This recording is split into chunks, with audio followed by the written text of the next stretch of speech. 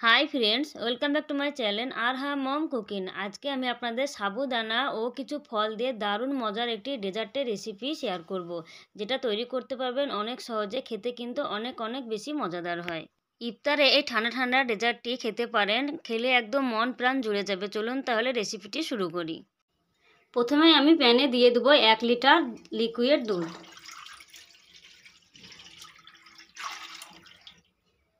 টেস্টটা বাড়ানোর জন্য দিয়ে দেবো হাফ কাপ গুঁড়ো দুধ, দিয়ে দেবো হাফ কাপ চিনি। হাফ কাপ চিনিতে খুব বেশি মিষ্টি হবে না, যেহেতু আমি ফ্রুটস অ্যাড করব তাই ফ্রুটগুলোও মিষ্টি হবে।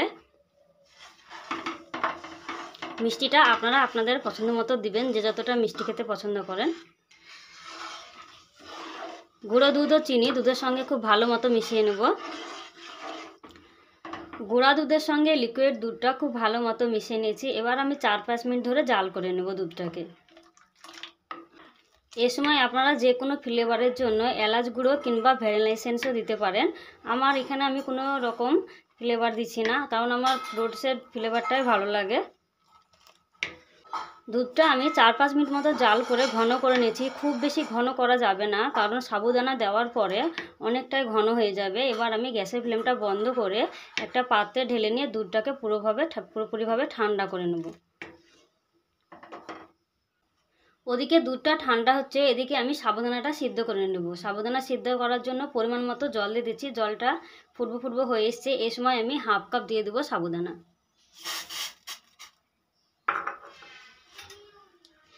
একটু নাড়াচাড়া করে দেবো, নইলে একসঙ্গে জমাট বেঁধে যাবে।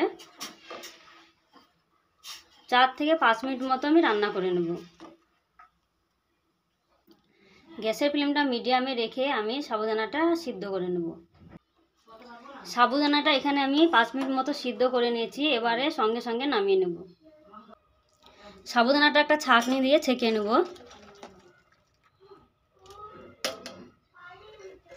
গরম জলটা ছেঁকানো হয়ে গেলে আবারও আমি ঠান্ডা জল দিয়ে দেবো। ঠান্ডা জল দিয়ে সাবুদানাটাকে ভালো করে ছেঁকে নেব। এতে করে সাবুদানাটা একটার সঙ্গে একটা লেগে যাবে না, ঝরঝরে হবে।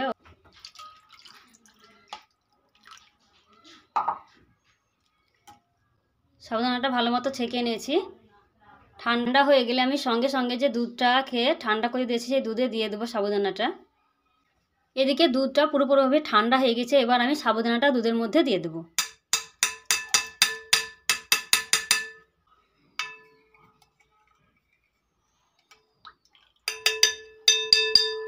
এবারে আমি এক এক করে ফ্রুটসগুলোকে অ্যাড করে দেবো।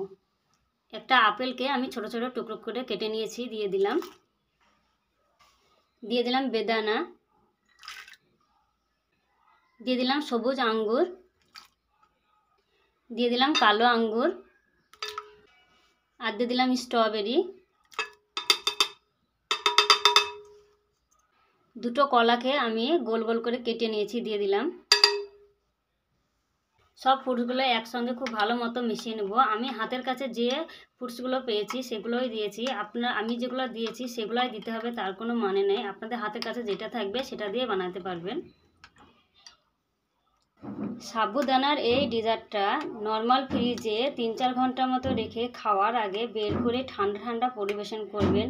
খুব ভালো লাগে খেতে। আপনারাও বাড়িতে এটা একবার ট্রাই করে দেখবেন। বাড়িতে না বানালে বুঝতে পারবেন না এই সাবুদানার ডেজার্টটা কতটা টেস্টি হয় খেতে।